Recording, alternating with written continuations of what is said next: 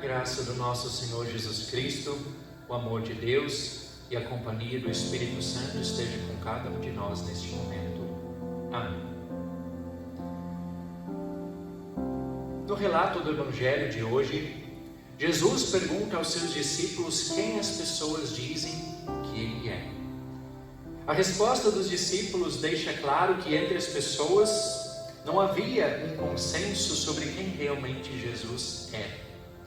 Uns dizem que é João Batista, outros dizem que é Elias, outros dizem que é Jeremias ou um dos profetas. Vejam que são 4 respostas diferentes. Então Jesus direciona essa pergunta aos seus próprios discípulos: e vocês, quem vocês dizem que eu sou? Pedro, como sempre, não hesita em ser o primeiro a falar, e sua resposta é clara, é direta, é objetiva. O Senhor é o Cristo, o Filho do Deus vivo. Que bela confissão de fé. Pedro acertou em cheio. E as palavras que Jesus diz logo em seguida são de grande importância. Bem-aventurado é você, Simão Barjonas, porque não foi carne e sangue que revelaram isso a você, mas meu Pai que está nos céus. Jesus deixa claro que essa confissão não procedia do próprio Pedro, nem de nenhum outro ser humano, mas fora uma revelação do próprio Deus. Pedro cria em Jesus. O Espírito Santo estava com ele.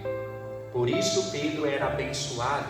Suas palavras foram uma confissão pública de sua fé. Quando eu li esse texto, eu fiquei imaginando qual seria a resposta para essa pergunta se Jesus a fizesse nos dias de hoje. Se nós saíssemos por aí perguntando para as pessoas quem é Jesus Cristo, o que será que elas responderiam?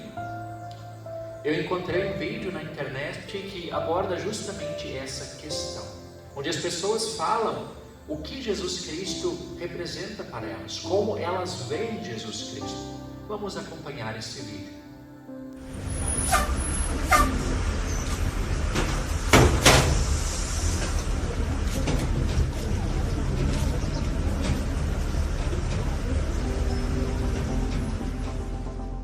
É a única maneira que você tem, tipo, se você tem um problema, você sempre chama, ai meu Deus, me ajuda, o meu Jesus, sei lá como é que fala. E foi uma pessoa muito boa que passou pelo mundo. Não sei nem se eu acredito que ele existiu um dia. E que me faz levantar todos os dias, e eu tenho muita fé. Ele foi e continua sendo uma pessoa muito forte, assim, que é uma força maior, assim, sobre nós, que a gente tem que ter fé em alguma coisa, então serve para isso. É o que não pode faltar na vida do ser humano hoje. Eu vejo Jesus como meu irmão. Você não precisa acreditar que ele existiu propriamente, mas seguir os exemplos que estão na Bíblia, cara, pra mim é essencial. Aquele que fez o que ninguém fez. Morreu por mim e por você. Uma pessoa normal como qualquer outra. Não tenho ideia. Como uma pessoa que não é nada do que realmente falam que ele é. Um cara que a gente tem que crer nele pra gente poder fazer as coisas certas, e ele é muito importante pra gente fazer tudo certinho. Assim o mundo sendo melhor para todo mundo. A base de tudo, né? Deixou de ser utilizado para essa mensagem de amor e passou a ser utilizado como um meio de arrecadar dinheiro das pessoas. É um cara legal, só que é uma pessoa que todo mundo diz, mas ninguém segue o exemplo dele. Todo mundo fala, todo mundo tem que ser Jesus, mas ninguém ama o próximo, ninguém nem respeita os 10 mandamentos. Então o que adianta ele ser um cara legal se todo mundo fala dele e ninguém faz o que ele faz? Ele foi um cara... Tudo que eu faço envolve ele. Tudo que eu penso é primeiro ele. Tudo pra mim na vida é primeiramente ele.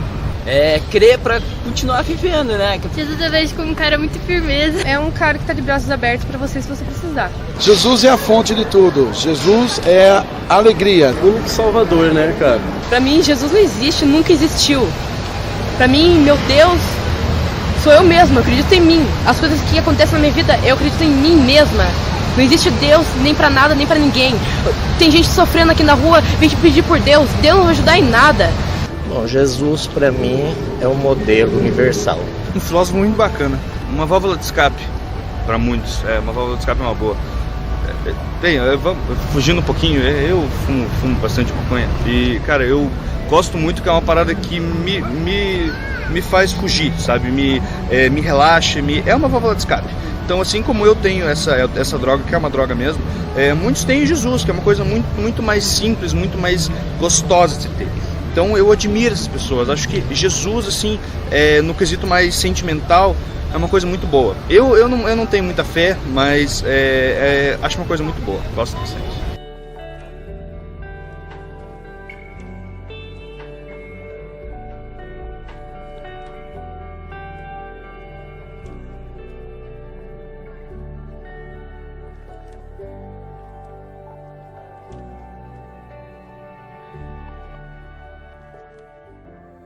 Vocês viram quantas respostas diferentes? Eu assisti o vídeo com calma e anotei, contei, foram 27 respostas diferentes. Bem mais do que naquela época. Na época em que Jesus perguntou aos seus discípulos o que as pessoas diziam a respeito dele. E dentre essas respostas do vídeo, algumas chegam até a ser engraçadas, mas outras são bem preocupantes. Será que realmente essas respostas definem quem é Jesus Cristo? E vocês, o que vocês responderiam? Quem é afinal Jesus Cristo? Como vocês o veem? O que ele representa para vocês? Das respostas do vídeo, com quais dessas respostas vocês concordariam? De todas as respostas, poderíamos dizer que apenas 2 estão mais próximas daquilo que de fato é Jesus Cristo. Uma pessoa respondeu que Jesus é o Salvador, outra respondeu que Jesus fez o que ninguém fez, morreu por mim e por você. No vídeo também temos aquelas pessoas que nem sequer acreditam que ele existiu. Também aqueles que consideram Jesus como uma pessoa normal, como qualquer outra, que não é nada do que dizem que ele é. Mas vocês devem ter notado que a maior parte das pessoas, ela parece que vê que Jesus foi alguém importante e que por isso ele é um grande exemplo a ser seguido. Será que é isso que define Jesus Cristo? Será que ele realmente é um exemplo a ser seguido? Será que é isso que define ele? Apenas um exemplo a ser seguido? O que vocês acham? O Jesus exemplo é muito popular nos dias de hoje. E o vídeo deixa isso claro. No mundo polarizado em que vivemos, é comum vermos Jesus sendo usado como uma espécie de modelo para a defesa de ideologias humanas. Para os mais progressistas, Jesus costuma ser visto como um exemplo de amor e acolhimento. Um Jesus paz e amor que está disposto a aceitar tudo e todos, ignorando até mesmo o pecado. Os mais extremistas veem Jesus até mesmo como um revolucionário social, tomando seu exemplo como base para lutar contra o sistema opressor vigente. Já os mais conservadores normalmente veem Jesus Cristo como um exemplo moral, um exemplo dos bons costumes, aquele que se opõe a tudo e a todos que não se adequam aos bons princípios. Os mais extremistas veem até mesmo Jesus como um ditador moral, tomando seu exemplo como base para impor os bons princípios a toda a sociedade. A verdade é que ambos os lados falham, e falham feio, ao tomar Jesus Cristo apenas como um mero exemplo. Ainda mais para defender ideologias humanas que estão repletas de falhas, de injustiças, de hipocrisias. O autor cristão C.S. Lewis, no livro Cristianismo Puro e Simples, ele tem uma afirmação bastante impactante, que põe por terra essa afirmação do Jesus exemplo. Lewis diz o seguinte: quero evitar aqui que alguém diga a enorme tolice que muitos costumam dizer a respeito dele, Jesus no caso. Estou pronto para aceitar a Jesus como um grande mestre da moral, mas não aceito a sua reivindicação de ser Deus. Esse é o tipo de coisa que não se deve dizer. Um homem que fosse meramente humano e dissesse tudo o que Jesus disse, não seria um mestre da moral. De duas uma: Ou ele seria um lunático, um louco, ou ele seria o diabo em pessoa. Faça a sua escolha. Ou esse homem era e de fato é o Filho de Deus, ou então um louco ou algo pior. Você pode descartá-lo como sendo um tolo, ou pode cuspir nele e matá-lo como um demônio, ou então poderá cair de joelhos aos seus pés e chamá-lo de Senhor e Deus. Mas não me venha com essa conversa mole de ele ter sido um grande mestre da moral, pois ele não nos deu essa alternativa, nem tinha essa pretensão.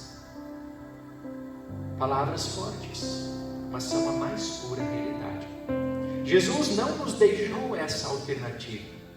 Jesus não veio para ser um grande mestre da moral. Jesus não veio apenas para ser um exemplo a ser seguido. Jesus Cristo é o Filho do Deus vivo, que veio a esse mundo para buscar e salvar o perdido, como ele mesmo diz, conforme Lucas capítulo 19. O que C.S. Lewis diz faz todo sentido. Imagine você se alguém entrasse por essa porta e dissesse ser o Filho de Deus. Qual seria a nossa reação? Ficaríamos escandalizados? Chamaríamos essa pessoa de louca? E não foi diferente naquela época. Até por isso Jesus evitava falar em público sobre sua procedência divina. Nesse texto do Evangelho de hoje, Jesus até mesmo após a confissão de Pedro, ele ordena que seus discípulos não falem a ninguém que ele é o Cristo, que ele é o Filho de Deus. Mas, em certos momentos, Jesus precisou falar disso publicamente. Jesus precisou dar provas concretas e reais disso. E mesmo assim, mesmo ele falando e dando provas, muitos se escandalizaram. Especialmente os religiosos da época, os fariseus, os mestres da lei. Muitos se escandalizaram, assim como também nós nos escandalizaríamos se alguém hoje aqui afirmasse ser o Filho de Deus. É por isso que C.S. Lewis ele diz que Jesus não nos deixou essa alternativa do grande exemplo a ser seguido, porque se essa fosse a sua intenção, ele não teria dito tudo o que disse, ele não teria se autoafirmado Filho de Deus, mas ele não apenas afirmou isso, como deu provas disso. Jesus Cristo é de fato o Filho de Deus, que veio ao mundo não para chamar justos, mas sim pecadores ao arrependimento. Não foi apenas por suas palavras que ele comprovou sua procedência divina, mas também através dos seus milagres. No final do Evangelho, conforme João nos é relatado, que todos os milagres descritos naquele livro foram registrados para que creiamos que Jesus é o Cristo, o Filho de Deus, e para que, crendo, tenhamos vida em seu nome. Jesus não apenas disse ser o Filho de Deus, mas deu provas claras disso. Provas que foram testemunhadas pelos seus discípulos e por tantos outros seguidores. Provas que estão registradas nas Sagradas Escrituras, a Bíblia, a revelação de Deus ao mundo. Por isso, Jesus Cristo não é nenhum louco. Jesus Cristo é de fato o próprio Filho do Deus vivo, diante do qual nos prostramos, aquele a quem adoramos, aquele a quem confessamos publicamente como Senhor e Salvador de nossa vida. Reconhecer e confessar que Jesus é o Cristo, o Filho de Deus, é impossível sem fé. Ninguém pode dizer Jesus é Senhor a não ser pelo Espírito Santo, diz o apóstolo Paulo na primeira carta aos Coríntios, no capítulo 12. Após voltar para junto do Pai, onde está assentado à sua direita, governando sobre todas as coisas, Jesus enviou ao mundo o Espírito Santo. E a função do Espírito Santo é conduzir as pessoas à fé verdadeira. Se hoje nós cremos, se hoje nós confessamos a Jesus como o Filho do Deus vivo, como nosso Salvador pessoal, é porque o Espírito Santo habita em nós. E por isso, também nós, assim como Pedro, somos bem-aventurados, porque não foi carne nem sangue que nos revelaram isso, mas o próprio Deus. Infelizmente, aqueles que veem Jesus apenas como um mero exemplo, a ser seguido não têm a fé verdadeira. Essas pessoas ainda são alvo da missão de Deus, são pessoas que precisam ser evangelizadas, para que também conheçam, assim como nós conhecemos, quem é realmente Jesus e qual a sua grande importância para toda a humanidade. Somente depois que Jesus se torna o meu Salvador pessoal, então sim, eu posso e até devo olhar também para Ele como um exemplo que vai conduzir, que vai orientar a minha vida cristã nesse mundo. Isso não vem antes da fé, isso é uma consequência da fé verdadeira. Já que Jesus Cristo fez tanto por mim, eu quero pelo menos em parte ser um pouco parecido com Ele, para amar aos outros assim como o próprio Cristo me amou. E podem acreditar, essa é uma das melhores formas para testemunharmos e confessarmos a nossa fé. Pedro confessou: o Senhor é o Cristo, o Filho do Deus vivo. Os cristãos, ao longo dos tempos, confessaram que Jesus é o Cristo, o Filho do Deus vivo. Também hoje, nós confessamos que Jesus é o Cristo, o Filho do Deus vivo. E é sobre essa confissão que está edificada a Santa Igreja Cristã. A união de todos aqueles que creem que Jesus Cristo é o Filho de Deus e que confessam publicamente que Ele é o único Salvador e Senhor de suas vidas. É para a Igreja Cristã que Jesus Cristo deu as chaves do reino dos céus, que nada mais é do que o poder de perdoar pecados aos pecadores arrependidos e retê-los aos que não se arrependem. O ofício das chaves é exercido publicamente pelos pastores chamados e ordenados. Nós fazemos uso dessas chaves no início de cada culto, quando em conjunto confessamos os nossos pecados e depois as palavras de absolvição são proferidas. Não é o pastor quem perdoa pecados, mas é o próprio Deus que perdoa os pecados de cada um de vocês.